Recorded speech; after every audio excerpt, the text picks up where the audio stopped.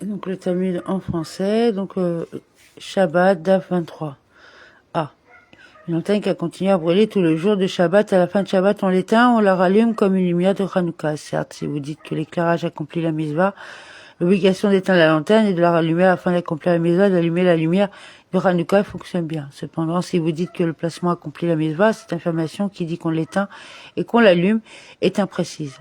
Selon cette opinion, il fallait dire on l'éteint, on le soulève de sa place, on la pose et on l'allume. Car ce n'est qu'en plaçant la lampe dans un endroit approprié qu'on peut accomplir la mitzvah de la lumière de Hanouka. De plus, il existe une preuve supplémentaire que l'éclairage accomplit la mitzvah. Du fait que nous récitons la bénédiction suivante sur la mitzvah d'allumer la lumière de Hanouka. Il nous a sanctifié par ses commandements et nous a ordonné d'allumer la lumière de Hanouka. La Guémara suggère concluer de cela que l'éclairage accomplit la mitzvah comme c'est à l'éclairage qu'on récite la bénédiction. La Guémara conclut en effet, concluez-en. Et remarque que la Guémara, maintenant que nous disons que l'éclairage accomplit la mitzvah, il y a des ramifications pratiques. Si un sourd-muet, un imbécile ou un mineur, tous en ayant une capacité intellectuelle limitée et non astreint au mitzvot, allumait la lumière de Hanouka, il ne faisait rien pour accomplir la mitzvah, même si un adulte astreint au mitzvot par la suite. Déposez-le à sa place appropriée. En effet, placer une lampe allumée ne constitue pas l'accomplissement de la mitzvah. L'éclairage doit être effectué par une personne ayant la pleine capacité intellectuelle obligée dans les mitzvot. Cependant, une femme peut certainement allumer la lumière, comme l'a dit Rabbi Yoshua ben Levi. Les femmes sont obligées d'allumer la lumière de Hanouka, car elles aussi ont été incluses dans ce miracle d'être sauvées du décret de persécution. Rav Shechet a dit, un invité est obligé d'allumer la lumière de Hanouka à l'endroit où il est hébergé. La Gemara rapporte que Rabbi Zera a dit, au début, lorsque j'étudiais à la Shiva, je participais avec des péroutotes, des pièces de cuivre et lot, ushpiza, afin d'être un partenaire de la lumière qui allumait. Après avoir épousé ma femme, j'ai dit, maintenant, je n'ai certainement pas besoin de le faire, car ils éclairent en mon nom dans ma maison. Rabbi Yoshua ben Levi a dit, les huiles conviennent à la lampe de Hanouka et l'huile d'olive et la plus sélectionnée des huiles. Abbé a dit, au début, mon maître Abba, cherchez de l'huile de sésame, comme il l'a dit, la lumière de l'huile de sésame d'une plus longue et ne brûle pas aussi vite que l'huile d'olive. Après avoir entendu cette déclaration de Rabbi Yoshua ben Levi, il rechercha l'huile d'olive, car il dit, sa lumière est plus claire. Dans le même esprit, Rabbi Yoshua ben Levi a dit, toutes les huiles conviennent à la fabrication de l'encre, et l'huile d'olive est la plus sélective. Un dilemme a été soulevé devant les sages. Quelle était l'intention de Rabbi Yoshua ben Levi? Voulait-il dire que l'huile d'olive est la plus sélective en termes d'être la meilleure à utiliser pour mélanger et pétrir avec la suie produite par un feu lors de la fabrication de l'encre? Ou voulait-il dire fumer, c'est-à-dire que brûler de l'huile d'olive pour produire de la fumée est la méthode la plus sélective pour produire la suie utilisée dans la fabrication de l'encre? Venant entendre une résolution à ce sujet tirée de ses raves, Shmuel bar Sutré a enseigné. Toutes les huiles conviennent à l'encre. Et l'huile d'olive est la plus sélective à la fois pour pétrir et pour fumer. Rav Shmuel bar Sutra l'a enseigné de cette façon. Tous les types de fumée sont bons pour l'encre. Et l'huile d'olive est la plus sélective. De même, Rav Huna a dit, toutes les sèves sont bonnes pour renforcer la composition de l'encre. Et la sève de baume est la meilleure de toutes. Rabbi Barashi a dit que Rav a dit, celui qui allume une lumière de Hanouka doit réciter une bénédiction. Et Rabbi Yimea a dit, celui qui voit une lumière de Hanouka allumée doit réciter une bénédiction, car la mitzvah n'a pas seulement d'allumer la lumière, mais aussi de voir la lumière. Il est donc possible de réciter une bénédiction même en les voyant. Rabbi Yehuda a dit, le premier jour de Hanouka, celui qui voit les lumières allumées récite 2 bénédictions, et celui qui allume récite 3 bénédictions. À partir de là, à partir du deuxième jour de Hanouka, celui qui allume récite 2 bénédictions et celui qui voit récite 1 bénédiction. La Guémara demande, quelle bénédiction omet-il les autres jours? La Guémara répond, il omet la bénédiction du temps, qui nous a donné la vie, nous a soutenus et nous a amenés à cette époque. La Guémara demande, et omettons la bénédiction du miracle qui a accompli des miracles. La Guémara répond, le miracle est pertinent à tous les jours, tandis que la bénédiction, celui qui nous a donné la vie, n'est pertinente que pour la première fois qu'il accomplit la mitzvah chaque année. Et quelle bénédiction récite-t-on? Il récite qu'il nous a sanctifiés par ses commandements et nous a ordonné d'allumer la lumière de Hanouka. La Guémara demande, et où nous a-t-il commandé? La mitzvah de Hanouka n'est pas mentionnée dans la Torah, alors comment peut-on dire qu'elle nous a été commandée par Dieu? La Guémara répond que Rav Abia a dit, l'obligation de réciter cette bénédiction découle du verset. Vous ne vous détournerez pas de la sentence qui vous diront, ni à droite ni à gauche. Deutéronome 17:11. De ce verset découle la mitzvah qui incombe à tout Israël de tenir compte des déclarations et des décrets des sages. Par conséquent, celui qui accomplit leur directive accomplit un commandement divin. Rav Nehemiah a dit que la mitzvah d'écouter la voix des anciens d'Israël est dérivée du verset. Interrogez vos pères et ils vous l'annoncera à vous, vos anciens, et ils vous le diront. Deutéronome 32:7. Aram a soulevé une objection à partir de ce que nous avons appris dans une Mishnah en ce qui concerne les produits dont la dîme est douteuse des maïs, c'est-à-dire le grain acquis auprès d'un ARS sur lequel il y a une incertitude quant à savoir s'il a donné ou non la dîme. On peut l'utiliser pour établir un héros, c'est-à-dire joindre des cours et joindre des frontières, et pour établir la fusion de ruelles, et on récite une bénédiction avant et après l'avoir mangé. Et on habite un quorum pour la récitation de la grâce après les repas, après le manger. Bien que les sages aient dit qu'il faut séparer la dîme du démaïs, ils ont permis qu'elle soit utilisée à des fins spécifiques et dans des circonstances urgentes. Et ils ont dit que l'on peut séparer la dîme du démaïs quand on est nu et au crépuscule la veille du Shabbat.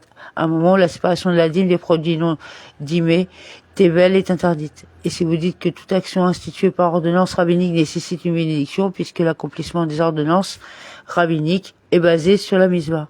Tu ne te détourneras pas ici quand il se tient nu. Comment peut-il réciter bénédiction? N'exigeons-nous pas l'accomplissement de la misva? C'est pourquoi votre camp sera saint, afin qu'il ne voit rien d'inconvenant en vous et qu'il ne détourne de vous. Deutéronome 23:15. Et le camp n'est pas saint quand on récite bénédiction en état de nudité. Abaye a dit, il y a lieu de faire une distinction entre les cas. Dans le cas où il existe une misva définie par la loi rabbinique, une bénédiction est requise. Dans le cas où une ordonnance rabbinique est instituée en raison d'une incertitude quant aux circonstances, comme dans le cas du démaïs qui peut ou non avoir déjà été dîme, une bénédiction n'est pas requise.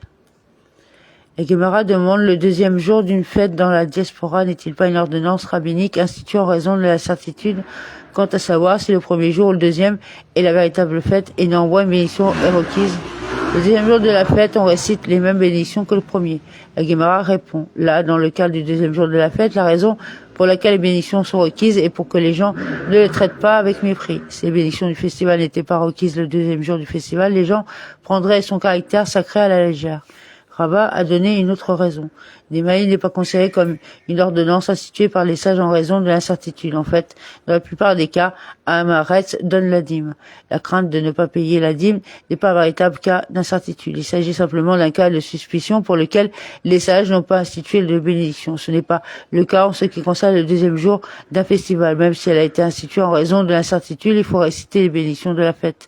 Depuis qu'elle a été instituée par les sages, on est obligé de réciter les bénédictions, tout comme on récite les bénédictions pour d'autres ordonnances rabbiniques.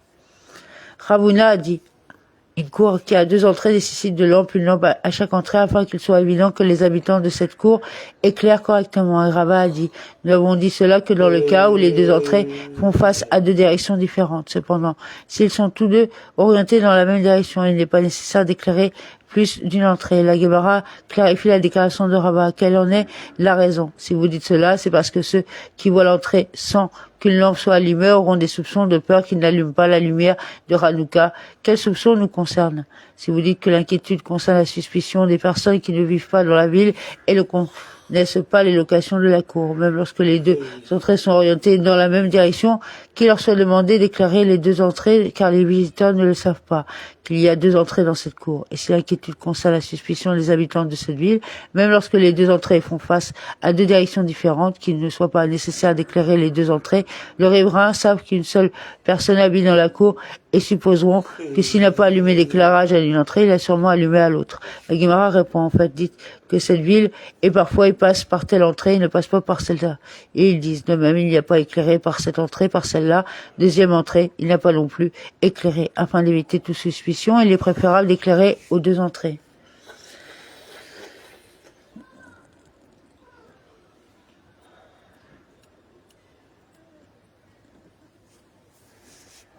Et d'autres dites-vous que nous sommes préoccupés par la suspicion, comme il était enseigné dans une Tosefta. Rabbi Shimon a dit à cause de 4 choses. La Torah dit que l'on doit laisser le péa, les récoltes pour les pauvres, dans le coin de son champ, plus précisément à l'extrémité de son champ. Ce n'est qu'après avoir coupé pratiquement tout le champ qu'il faut laisser un coin non coupé aux pauvres. Il ne doit pas désigner les hommes pour les poids au milieu du champ au cours de la coupe du champ. Les raisons de cette décision sont à cause du vol des pauvres, et à cause du fait que les pauvres sont oisifs, et à cause de la suspicion, et à cause du verset, tu ne moissonneras pas entièrement le coin de ton champ. Lévitique 23-22.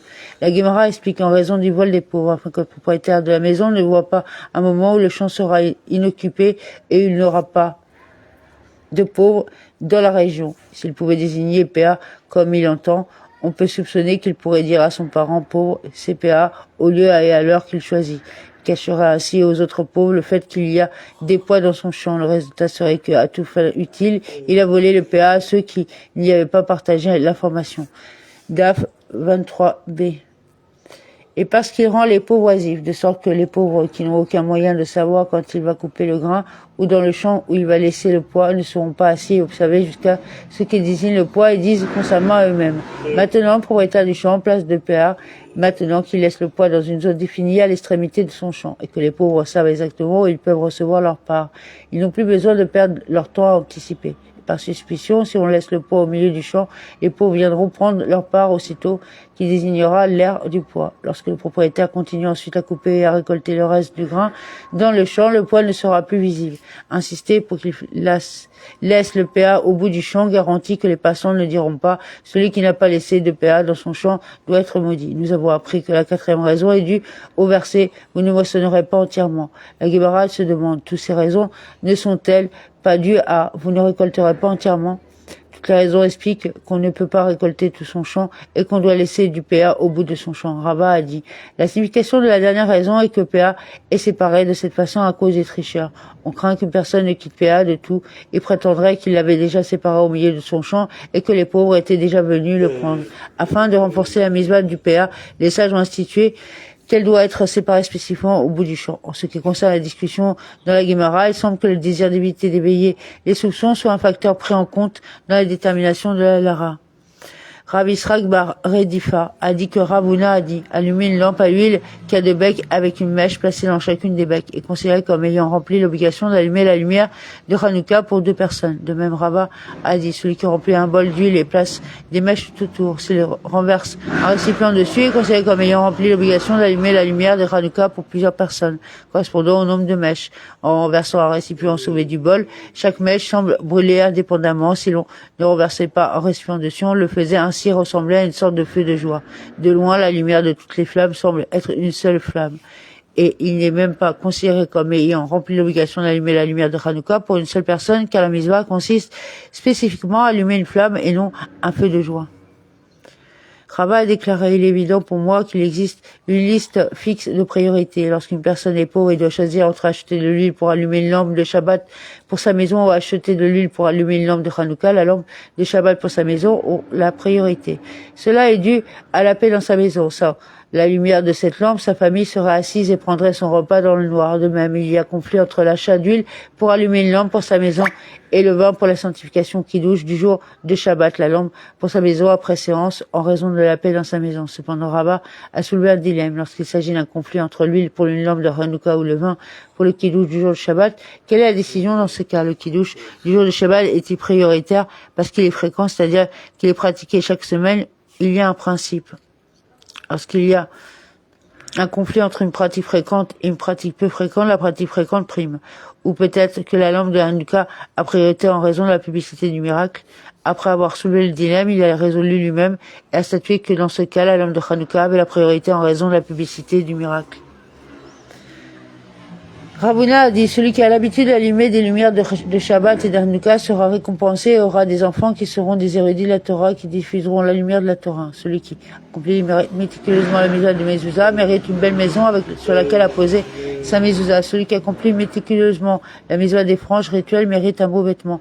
Celui qui accomplit méticuleusement la mitzvah du kiddush du jour du mérite est remplie des cruches de vin. La Guémara raconte Ravuna avait l'habitude de passer et enseigner à l'entrée de la maison de Rabbi Avin, le charpentier. Il vit que Rabbi Avin avait l'habitude d'allumer de nombreuses lumières en l'honneur du Shabbat.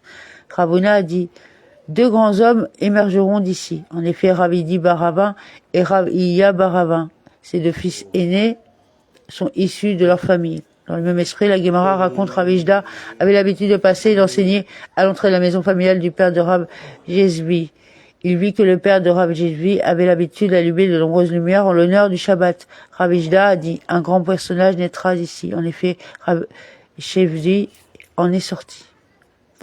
La Gemara raconte que la femme de Rav Yosef allumait tardivement les lumières de Shabbat. Rav Yosef lui dit, n'a-t-il pas été enseigné dans une Beretta à propos du verset la colonne de nuée, le jour et la colonne de feu la nuit ne s'éloignaient pas de devant le peuple. Exode 13, 22. Cela enseigne que la colonne de nuage chevaucherait la colonne de feu. La colonne de feu apparaîtrait légèrement avant la tombée de la nuit et la colonne de feu chevaucherait également la colonne de nuée. La colonne de nuage apparaîtrait légèrement avant l'aube. Par conséquent, lors de l'allumage des lumières de Shabbat, il convient également d'allumer plus tôt en commençant le Shabbat légèrement avant la nuit et de la veille de Shabbat en pensant allumer les lumières bien plus tôt. La veille de Shabbat, bien avant la tombée de la nuit. Un ancien lui dit, nous avons appris, à condition qu'il n'allume ni trop tôt, ni trop tard. Semblable à la récompense due à celui qui allume les lumières de Shabbat. Rava a dit, celui qui aime les sages aura des enfants qui seront des sages. Celui qui honore les sages aura des gendres qui sont des sages. Celui qui admire les sages deviendra lui-même un érudit de la Torah. Et s'il n'est pas capable, il n'a pas le talent pour devenir un érudit de la Torah, ses déclarations sont reçues comme celles d'un érudit de la Torah. Nous avons appris dans la Mishnah qu'il ne faut pas allumer avec de l'huile brûlée le jour du Shabbat. La Gemara demande, qu'est-ce que l'huile brûlée? Rabat a dit, c'est l'huile de terouma qui est devenue rituellement impure. Et pourquoi appelle-t-on cela de l'huile brûlée? Parce que sa combustion est imminente, qu'elle est interdite de manger cette huile et il est obligé de la brûler. La Gemara demande, et quelle est la raison pour laquelle on ne peut pas l'allumer le Shabbat? La Gemara explique, parce que c'est une mitzvah de la brûler. Les sages ont émis un décret de peur que, ce faisant, ils ne viennent ajuster la mèche afin d'accélérer sa combustion. Abbé lui dit, mais si ce que tu dis est vrai, la raison de l'interdiction est le souci de ne pas l'ajuster, alors, lors d'une fête, lorsqu'il est permis d'ajuster une mèche, il devrait être permis de l'allumer avec de l'huile brûlée. Pourquoi alors avons-nous appris dans la Mishnah, on ne peut pas allumer avec de l'huile brûlée, même lors d'une fête? La Gemara répond, il s'agit d'un décret émis par les sages interdisant de brûler même lors d'une fête, en raison de l'interdiction de le brûler le Shabbat. Ravijda a dit, la raison de l'interdiction d'allumer une lampe de Shabbat avec de l'huile brûlée est différente, car nous ne craignons pas qu'on vienne à ajuster la mèche. Ici, dans notre Mishnah, nous avons affaire à une fête qui tombe la veille de Shabbat, auquel cas il doit allumer les lumières de Shabbat pendant la fête. Il interdit d'allumer une lampe de Shabbat avec de l'huile brûlée lors de la fête, car on ne peut pas brûler d'objets consacrés lors d'une fête. Une interdiction qui s'applique également à la terouma. La Gemara demande, mais du fait que nous avons appris dans cette dernière clause, c'est-à-dire la prochaine Mishnah, qui interdit d'allumer avec de l'huile brûlée lors d'une fête, par déduction, dans la première clause de la Mishnah. Nous n'avons pas affaire à un festival, mais plutôt avec un Shabbat standard. Le rabbin Anina de la Sourate a dit, cette Mishnah doit être comprise de la manière suivante. Ce ne sont pas deux halakhot distincts, cette Mishnah a plutôt été énoncée en utilisant le style didactique de la raison. Quelle est la raison pour laquelle on ne peut pas allumer avec de l'huile brûlée lors d'une fête ou lors d'une fête qui tombe la veille de Shabbat? C'est parce qu'il est interdit de brûler de tous les objets consacrés lors d'une fête. Donc on continuera demain avec DAF 24A. Merci. Mettez un like, partagez. Donc c'est pour l'élévation de Georges Cohen, Barou Dayan Ahmed qui est mort, maintenant ça va faire quelques jours, donc pour son élévation. Ça met de la paix. Que Dieu nous permette de continuer ce qu'il a mis en place. Et voilà, que ça nous permet de continuer cette mitzvah pour tous les malades, pour toutes les souffrances. Bonne soirée. Merci.